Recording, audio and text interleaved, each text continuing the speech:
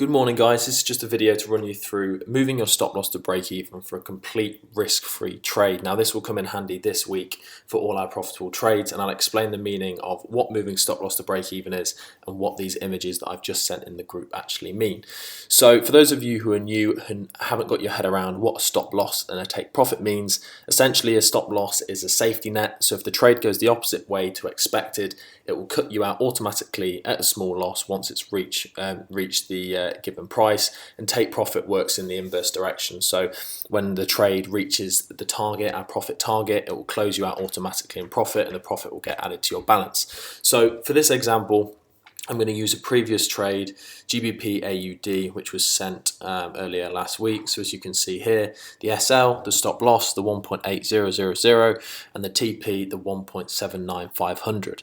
So if I go back down to this image here, you'll see this was the GBP AUD trade. Now, the figure underneath to the left is the price that you entered the trade at, so the 1.79775 is the price we entered the trade at, and the 1.79699 on the right is the current market price at that moment in time. Now obviously this image is a few days old, so it isn't reflecting the live market, but you get the gist.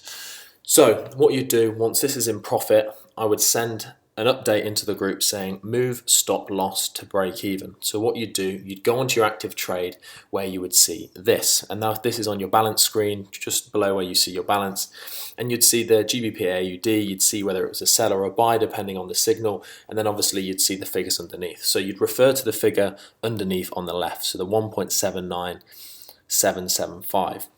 Now what you'd do, you'd hold your finger down on it, and up will pop a few icons: close position, modify position, trade, and depth of market. Now you ignore all of the others, you'd only want to focus on modify position. So what you do, you click modify position. Once you click modify position, it will bring you up to this page where you can see your stop loss again and your take profit.